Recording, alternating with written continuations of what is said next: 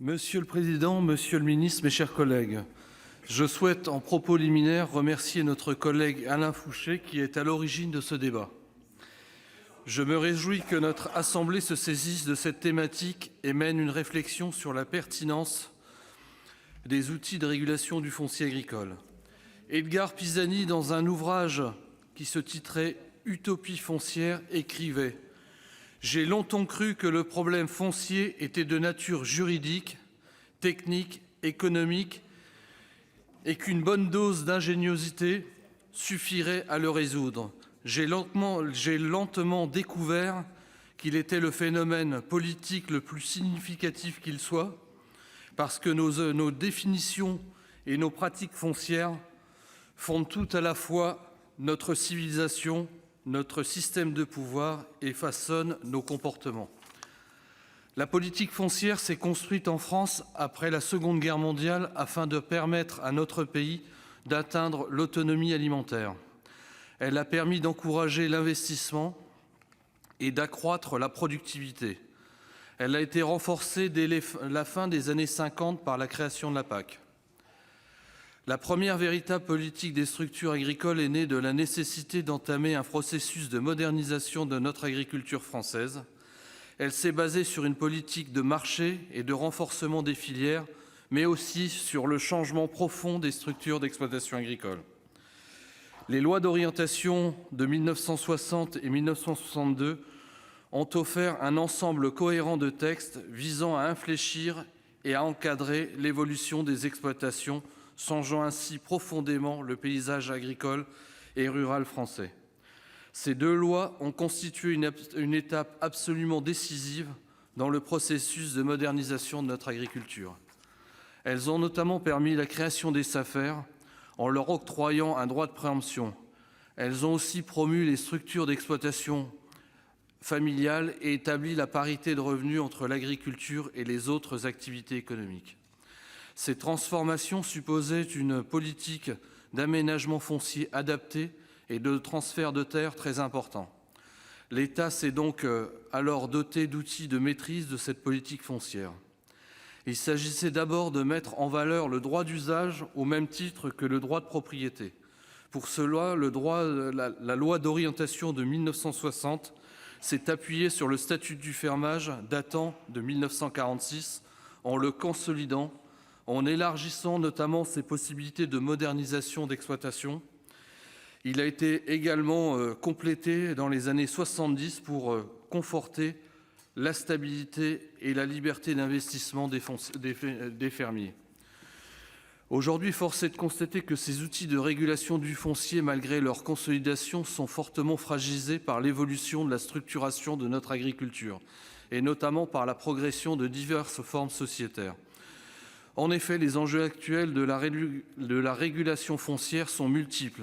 Je ne peux bien évidemment pas les évoquer que rapidement, tout en gardant à l'esprit leur complexité. Les exploitations sont moins nombreuses et leur taille deviennent davantage capitalistiques.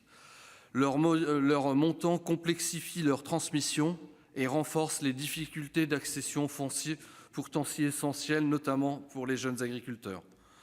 Le développement de l'évolution de la structuration en société rend un certain nombre d'outils de régulation du foncier inopérants. On vend et on achète de plus en plus de parts de société, mais de moins en moins de foncier classique. Force est de constater que ce phénomène est encore plus important dans la filière viticole. Les exploitations agricoles sont donc portées de plus en plus souvent sous forme sociétaire telles que les GAEC, ERL, SEA ou SA, complétées par d'autres dispositifs sociétaires concernant plus spécifiquement le foncier ou l'immobilier, tels que les GFA, les SCI, entre autres. Les évolutions ne sont pas négligeables d'une part, car les SAFER ou plus largement la politique des structures sont limitées quant à leurs possibilités d'orientation. D'autre part, cela ouvre la voie à une financiarisation croissante du foncier et à des acquisitions extérieures non contrôlées et non régulées, pouvant générer des concentrations foncières très importantes, fragilisant ainsi le tissu agricole et viticole. Autre phénomène constaté, le mode classique de faire-valoir indirect qui permet notamment aux propriétaires bailleurs de louer en fermage leurs terres à des fermiers exploitants est concurrencé par le travail à façon. Les exploitants font ainsi réaliser leurs travaux agricoles par une entreprise. Cette délégation représente aujourd'hui 12% des exploitations dites de grande culture. Cela doit nous inviter à réfléchir sur la redéfinition du statut de l'exploitant agricole, réflexion sans doute alliée à la nouvelle négociation de la PAC. Il y a beaucoup d'autres enjeux que je souhaiterais développer, mais je ne pourrai, faute de temps, que les citer. Je pense à l'artificialisation des sols, au changement climatique et à la gestion de la ressource en eau, ou encore d'autres conflits d'usage en lien avec les énergies renouvelables, les compensations forestières et écologiques, qui sont d'autres sources de pression sur le foncier agricole. D'autres acteurs interagissent sur l'aménagement foncier. Ainsi, les collectivités jouent un rôle essentiel dans l'aménagement du territoire en partenariat avec les EPF et les SAFER. Les notaires concourent eux aussi à la transparence du marché. Le notariat français a d'ailleurs consacré son congrès en 2018 au foncier agricole en proposant notamment la fixation de nouveaux objectifs afin d'être en ligne avec les besoins de demain. La nécessité d'un ajustement législatif nous semble incontournable. Elle permettrait à nos outils de régulation d'être modernisés pour garder toute leur efficacité. Notre politique foncière depuis près de 60 ans a permis de bâtir une agriculture moderne, performante, diversifiée et présente sur l'ensemble du territoire, avec comme fil conducteur l'autonomie et la souveraineté agricole et alimentaire de notre pays.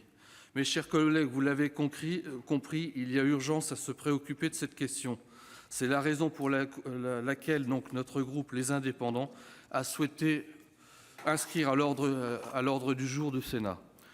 Faisons le vœu que ce débat nous permette d'abord d'évaluer la pertinence des outils de régulation et ensuite de trouver les solutions pour les améliorer, les adapter aux réalités d'aujourd'hui.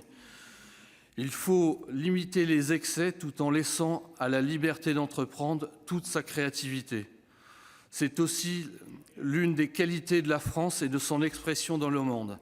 Ainsi, une ligne de crête est à trouver et notre système à adapter.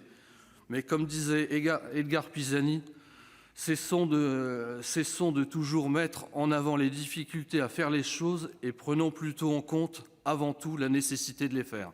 Merci.